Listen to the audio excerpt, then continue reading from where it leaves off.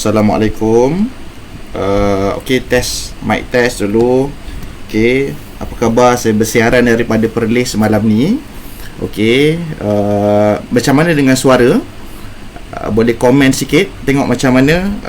Anyways, Assalamualaikum Cik Iz Muhammad, Hisham Razali, Tuan Muizzaki. Hai Anisya, sahabat saya daripada Sabah. Okey, Adli Ishak, Harun, Liza. Berbunga-bunga hati dengan lagu Okey, anyway, tolong komen sikit suara jelas ke, kuat ke, macam mana ke. Okey. Sebelum kita mula apa pun, saya minta maaf kerana atas kelewatan sedikit. Bermula 15 minit lewat daripada waktu yang selalu Bursa Chit Chat bersiaran Okey. Anyway, salam perkenalan kepada siapa yang kata apa belum mengenali diri inilah.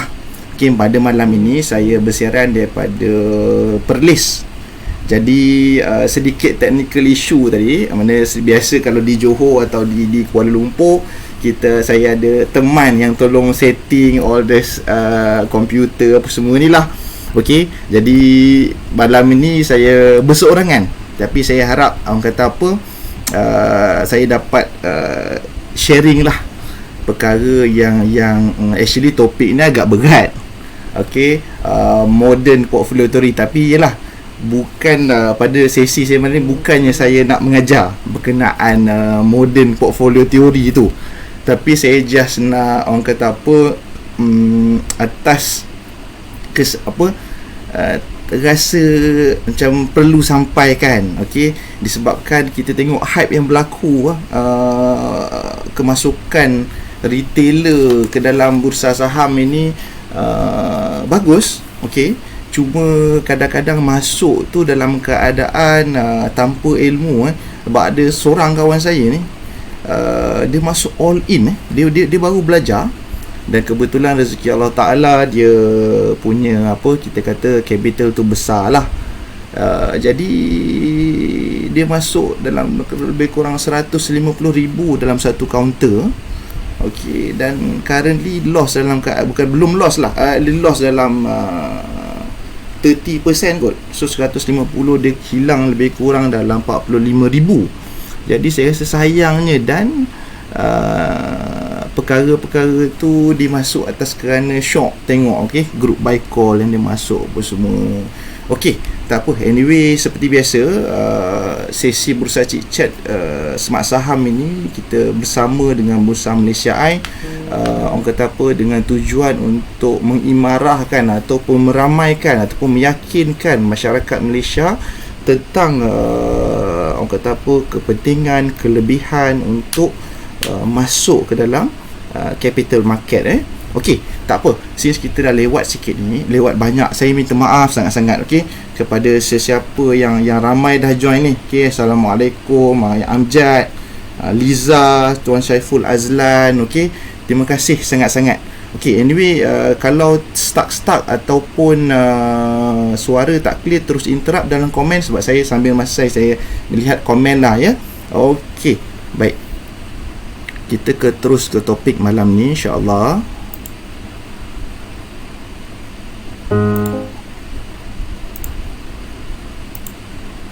Okey, history of modern portfolio theory. Okey, perkara trigger saya masa hari tu, The Sophisticated Investor TSI, kita ada buat sesi BYC. Salam orang Perlis, salam Abang Zakwan. Abang Zakwan ni sahabat saya, dia ada mix sikit. Kalau ramai, kalau orang tengok dia, memang orang akan kata, macam Mat Saleh ni. Okey, dia isikan lah. Okey, jadi ketika sesi BYC tu, sahabat saya Tuan Azhar yang mana presenter semalam ada keluarkan dalam slide dia, ketika itu dia present berkenaan dengan unit trust. Okey, kepentingan diversification, dan masa tu dia keluar berkenaan dengan modern portfolio theory. Okey, yang mana bila saya go some reading lah berkenaan dengan modern portfolio theory ni, saya rasa is not my field actually to share. Okey, mungkin kalau orang ekonomi, orang finance, dia lebih tepat kerana formula-formula dia agak berat. Tapi kesimpulan daripada situ yang saya nak sampaikan kepada orang kata apa, pendengar-pendengar yang dengar, yang mana diversification ini yang selalu kita dengar, don't put all eggs in one basket semua ni, actually dia dah ada proven teori yang since 1952 dibuat oleh Dr. Harry Markowitz ni, okey, yang mana dia dapat Nobel Prize 40 tahun lepas tu. Okey, yang mana teori tu dia letakkan dalam tesis dia sebenarnya, tapi orang start to realise 40 tahun selepas itu. Okey, ketika tu pada 1950 tesis dia, beliau ni lahir ketika 1927. Okey, dan dia inspire ke ekonomis ketika itu nama John Burr William. Okay, John Burr William ini dia mengeluarkan Theory of Investment Value. Jadi bertitik tolak daripada buku John Burr William ini, dia start tu, orang kata apa, dia pun pandai jugalah Dr. Harry Markowitz ni. Jadi sebab tu dia tulis tesis dia pada 1952 berkenaan dengan tajuk tesis dia adalah portfolio selection. Okey, tapi dalam tu dia ada apa, macam-macam teori lah. Jadi dalam itu salah satunya adalah modern portfolio theory, yang mana 40 tahun selepas itu orang start to recognize. Okey, orang start to recognize okey, gambar saya tak bergerak ke? Kalau ikut dalam slide ni. Sekejap okey, sekejap saja nak edit sikit. Okey, sekejap gambar saya tak bergerak yang di bawah ni. Okey, lebih bergerak gambarnya. Okey, back to slide balik macam mana sejarah daripada macam mana Dr. Harry Markowitz ni dia inspire oleh John Burr William sekitar tahun 1938, dan pada situ dia study dan dia advance ilmu dia, dan dia buat teori dia sendiri, beberapa teori lah dalam tesis dia. Okey, ini poster hari ni. Yang ni dalam setiap presentation saya selalu saya masukkan, macam mana kepentingan participation masyarakat dalam financial market, thus dia akan efek ke ekonomi, business people. Jadi terutama kalau rakan-rakan yang bisnes, dia akan tahu bagaimana kesan contoh PKP ni, tak ada, modalnya kurang. Jadi modal tu nak dapat pada mana? Pada stability of financial market. Baik. Assalamualaikum Abang Nick, suara clear, lagu sentimental. Afif Iza, Irsyad Haris, Assalamualaikum. Farid Samirun, Muhammad Jufri, Kak Irda. Terima kasih kerana sudi menonton. Next, modern portfolio theory. Baik, ini adalah gambar ataupun graf yang biasa orang akan tunjukkan jika dia menceritakan tentang modern portfolio theory ni. Sir Harry Markowitz ni, kita panggil Sir Harry ni, dia membahagikan risiko ini kepada dua. Systemic risk dan unsystemic risk. Bagaimana apabila kita berjaya maknanya dia bagi contoh macam ni bila saya baca. Jika dua orang rational investor dibentangkan tentang dua pelaburan yang return dia sama, dua-dua tinggi. The next yang dia tengok adalah risiko. Jadi secara warasnya sebenarnya seorang yang well informed, yang well educated investor adalah mereka akan tengok risiko dulu. Tapi apa yang berlaku kepada recent trend sekarang, yang tu yang post ataupun copywriting Facebook yang dibuat, all in, sebab itu yang berlaku. Okey, ada modal 10,000, habis 10,000. Ada modal 20,000, masuk 20,000 without the proper money management. Kita belum cerita, maksud pada malam ni saya tidak akan bercerita tentang topik money management tu, tapi saya point yang saya pada malam ni adalah lebih kepada diversification. Bagaimana apabila kita berjaya control the risk tu, kita akan dapat optimum outcome. Okey, itu yang selalu kita miss. Yang selalu kita nak tengok adalah high return. Ya, kita tak nafikan ada kebetulan ada orang rezeki, kita tengok kawan kita, alamak dia masuk kau tu 100%. Tapi adakah dia mampu repeat? Okey, jadi MPT ataupun Modern Portfolio Theory ni, nanti ada quote dia di hujung slide saya nak share bagaimana dia nak menyatakan bahawa the well diversified portfolio dia boleh more sustainable. Okey. Baik, ini yang di according to MPT, risk comes into categories. Satu systemic risk, satu unsystemic risk. Okey, pendek cerita, kalau boleh baca, saya harap nampak dalam slide tu. Jadi systemic risk ni risk yang di luar kawalan ni lah. Okey, market risk, okey, politician risk. Orang kata apa? Systemic risk lah, by literally by the meaning. Okey, unsystemic risk tu pula adalah risk yang spesifik. Okey, risk yang spesifik kepada that individual counter itu. Jadi apabila kita diversify secara tak sengaja, sebenarnya kita dapat systemic risk tu kita memang sukar untuk kita nak eliminate. Okey, sukar untuk kita eliminate. Tapi unsystemic risk ni kita dapat, kalau tidak eliminate pun kita dapat dampen, kita dapat buffer the risk tu, because of kita ada pelbagai yang ada dalam portfolio kita.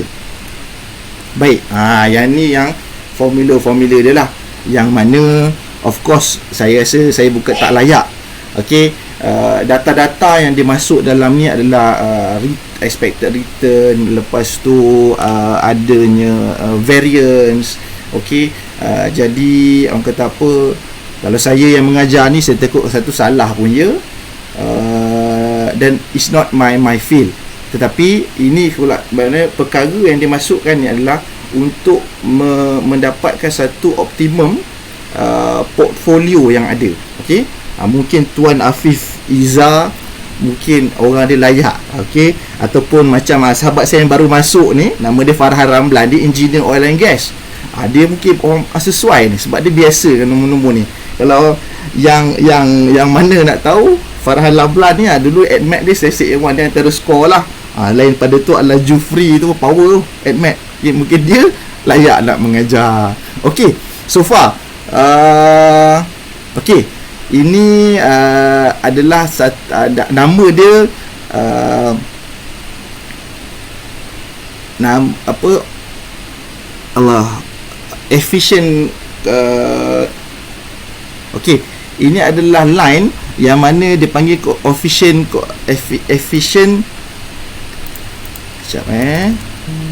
efficient frontier. Minta maaf, saya terlupa.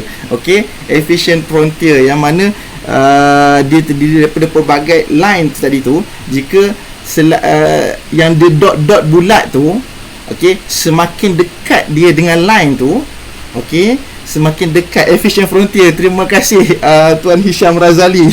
Okey, engineer. Okey, jadi semakin dekat dia dengan line itu, dia semakin itu makin optimum portfolio itu. Jadi segala kira-kira tadi tu, dia nak indicate dia dekat mana di bawah efficient frontier tadi tu. Okey, minta maaf atas kelupaan tadi tu, term tadi tu.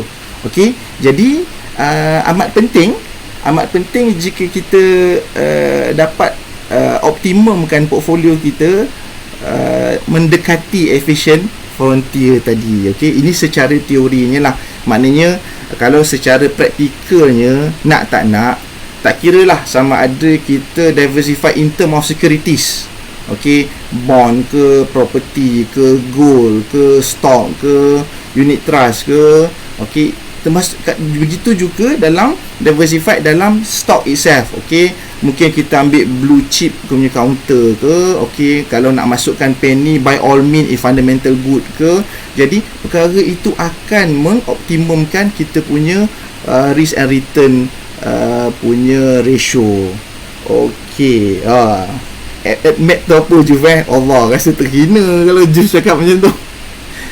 Okey, baik, ini contoh lah, saya just ambil Google daripada apa, daripada Google, jadi mana contoh, mana nak tak nak fund manager ataupun the high level investment people, they will diversify.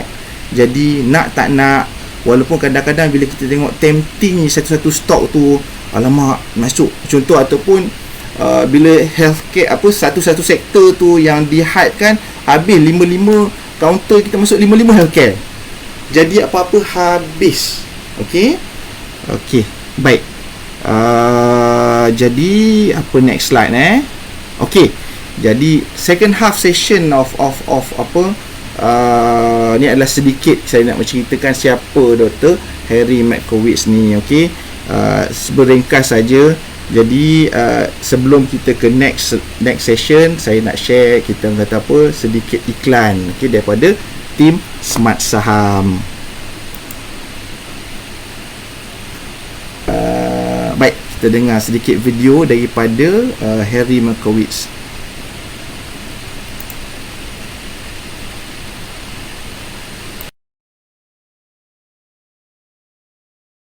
Yes, I believe so. One, they have to help the participants to understand there is uncertainty. They have to help them understand that if you reach for greater gain in the long run, you're going to have greater volatility in the short run. So they have to help them decide what combination of risk and return they can stick with in the long run and help them stick with it. So if we have a big downward movement to the, a 2 standard deviation movement to the downside like in 2008, they don't chicken out of the program. They understand in advance that there is uncertainty.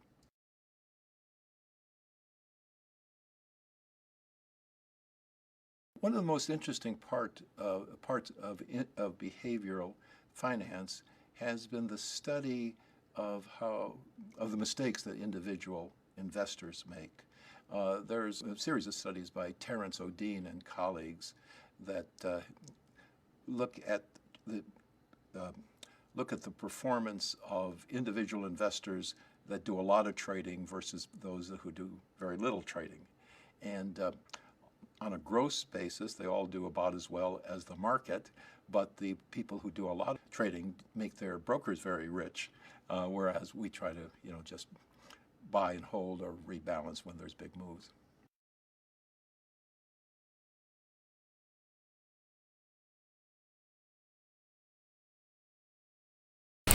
Baik, okey, terima kasih. Tak bergerak lagi ya video saya. Sekejap kenapa ni selalu dia bertukar-tukar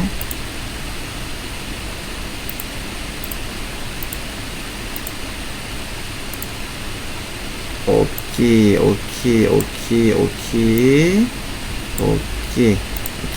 Minta maaf atas itu. Baik. Okey. Jadi macam mana setakat ni Tuan Abdul Syukur, sahabat saya daripada Sedar, Tuan Izzuddin Nazif, apa khabar? Wafiuddin Gulab, sahabat saya daripada Johor, Abang Kamarul. Okey. So kita lihat terima kasih kerana sudi menonton. Jadi kita lihat bagaimana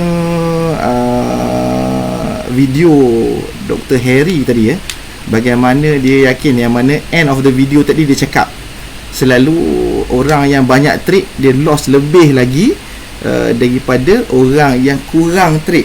Okey, dia just orang kata apa, just berseluruh lah, yang mana dia nak menyatakan bahawa perbuatan orang kata apa, makin banyak ruang kita ni, of course lah risiko dia makin tinggi. Okey, okey.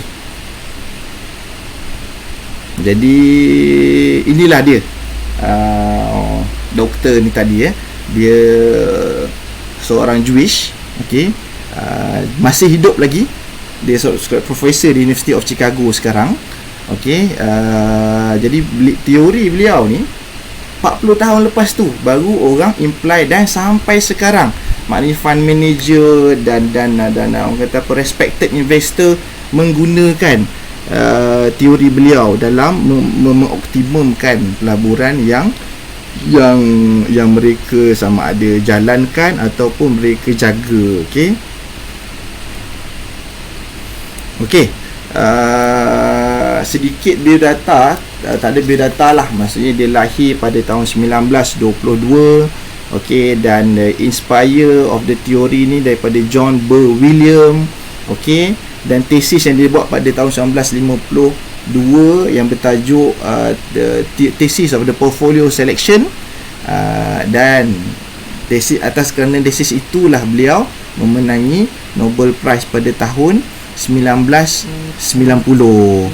Okey, jadi ini quote last lah sebelum saya end saya punya session pada malam ni. Okey, a good portfolio is more than a long list of good stock and bonds. Maknanya dia kata even single stock yang bagus pun dia tak akan sebaik bagaimana a good portfolio. Okey, dia must balance whole. Okey, segala risiko dan return. Okey, dia kata investor with protection and opportunities with respect due to a wide range of contingencies. Maknanya apabila kita ada pelbagai range of portfolio, maknanya pelbagai contingency plan yang kita boleh ada. Okey, jadi ingat, cuba memportfoliokan segala investment kita, sama ada dari segi different securities ataupun dalam stock itself. Okey, key takeaway message daripada MPT ni, Modern Portfolio Theory ini. Okey, the MPT argues that optimal risk akan lead to optimal return. Okey, kemudian the theory surround the importance of portfolio risk diversification and the connection between different kind of securities. Itulah maksud saya tadi, jika mana dalam personal punya mungkin kita pelbagaikan securities kita. Okey, kemudian MPT says stock face both systemic risk. Okey, market risk such as interest rate, recession, as well as unsystematic risk. Okey, issues yang spesifik kepada stock itself. Okey, dan akhir sekali adalah proper diversification of portfolio can, dia takkan dapat prevent systemic risk ni, tetapi dia akan dampen. Okey, dia akan dampen the systemic risk itu. Okey, dan paling tidak pun dia akan dapat eliminate unsystemic risk tadi itulah, because of kita ada pelbagai yang kita boleh cover jika berlaku kepada salah satu daripada kita punya portfolio. Okey, baik, itu saja serba ringkas. Apa yang saya cuba nak sampaikan adalah supaya sahabat-sahabat pendengar, dalam kita trade saham itu, make sure cuba the winner is the one yang boleh sustain lama dalam market tu. Dia no point kalau kita satu trade jackpot, alhamdulillah untung, tapi lepas tu kita rugi, kita dah down. Okey, jadi bagaimana kita nak cater that orang kata apa, risiko yang kita bakal hadapi tu tadi. Salah satu dia adalah dengan diversification. Okey, yang mana disokong hujah oleh MPT ni tadi. Boleh balik dan orang kata baca lebih lagi lah, insya-Allah. Okey, baik, itu saja. Terima kasih dan minta maaf atas kelewatan yang berlaku tadi. Anyway, semoga bermanfaat. Stay tune dengan Smart Saham. Okey, setiap malam bersama Bursa Cicit, besok bersama sahabat saya daripada Sabah, Cik Agnes ya, daripada Sabah, insya-Allah. Okey, terima kasih. Itu saja daripada saya. Assalamualaikum warahmatullahi wabarakatuh.